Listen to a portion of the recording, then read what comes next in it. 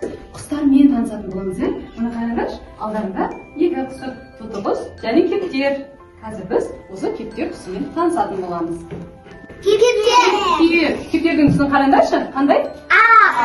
Кептерлер жалғыз ақ емес, қара, қоңыр түсті де болады, көк түсті де болады, көк түсті де. Енді бұлар қайда өмір сүреді? Қалада және ауылда да өмір сүреді. Көбінде үй тіршілігінде өмір сүретін құстар екен. Су ішеді, дән жейді. Жарайсыңдар, біз кептер құсымен танысып. Абдрахман, қарашы, кептердің түсі қандай? Ақ түсті. Ал енді неше кептер бар? Бектас, неше кептер бар? Екі кептер бар. Ал енді біз келесі тоты құспен танысатын боламыз. Алдарында бізде тоты құс. Қандай құс екен? Тоты құс. Түсі қандай екен тоты құстың? Көк түсті болады, түрлі түсті болады екен. Осы кептерде сияқты үйде де және көк орманда өмір сүре береді. Бұл тоты құстарда жем жейді екен, су ішеді екен. Мына қараңдаршы, тоты құстың дәні бар. Көрдіңдер ме? Осы дәнді біз тоты құсқа береміз. Тоты құс өзі бұл жемді шоқып жейді екен. Қараңдаршы, мына тоты құс. Әдемі ме? Көлемі қандай? Кішкентай ма, үлкен бе? Кішкентай, дұрыс айтасыңдар. Қараңдаршы, қанаттары бар, тоты құстар ұша алады ма? Ұша алады, бірақ көп жағдайда осындай торда өмір сүреді. Ал кептерлер болса еркін аулада ұшып-қонып жүреді екен.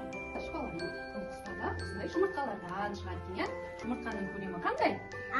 Түсі көлемі сопақша. Кішкентай ма, үлкен бе? Міне кептердің тоты құстың жұмыртқалары осындай кіші болса, ал үй құстарында үлкен болады, ақ түсті болады екен. Және сонымен қатар құстардың болады. Ұшардың қанаттарын қауырсындар дейміз. Мына қараңдаршы, қауырсындар. Қандай болады қауырсын? Ауыр ма, жеңіл ме? Жеңіл екен, осы құстар қанаттары арқылы, қауырсындар арқылы ұшады екен. Көрейікші қаны. Өте жеңіл болады екен, қаны. Осы қауырсындар арқылы құстар не істейді екен? Аспанда ұшады, ұшып жүреді, жарайсыңдар. Болады. Жұмсақ әрі мамық болады екен. Түсі қандай? Ақ түсі. Бұл тоты құстың қауырсын екен. Қараңдаршы мына. Көріңдерші, ауыр ма, жеңіл ме? Жұмсақ екен. Қойдаймыз. Жұмсақ па? Жұмсақ. Біз кептердің қауырсынын зерттейтін боламыз. Әрі жасап көрейік. Қауырсын алып, суға салайық. Қауырсын бақты ма? Батқан жоқ. Себебі қауырсын өте жеңіл екен. Ал енді қауырсын алып, мен суға салып, үстіне су салып қояйын. Қауырсын батты ма суға? Батты, себебі қауырсынның үстіндегі майларды сабын біздің шайып жуып кетеді екен. Сол себепті қауырсын суға батады екен. Сендерде біздің тәжірибесі көріңдер. Қауырсынды алыңдар. Суға саламыз. Суға саламыз. Суға салып, бұны қауырсын. Батқан жоқ екен, ал енді осы сұйық сабын көмегімен жіберейік. Батты ма? Батты екен, сұйық сабының көмегімен батады.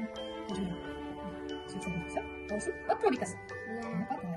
Себебі жаңағы қауырсынның бетіндегі біздің көзімізге көрінетін майларды шайып жуып кетеді екен. Ұнады ма тәжірибе? Тәжірибеміз ұнады ма? Ал енді осындай кептер құсын таныстырайын. Кептер құсы өте адал, бейбітшілік құс екен. Қастанда шансы болады. Жұмсақ па, терісі несі мамық? Қанаты. Шықты ма? Көзайымыз да. Қанаты бар екен. Ұша ма құстар? Кептер құсы ұшады ма? Сендер ұшып көрсетіңдерші, қаны құс ұшады. Қаны ұшаңыздар.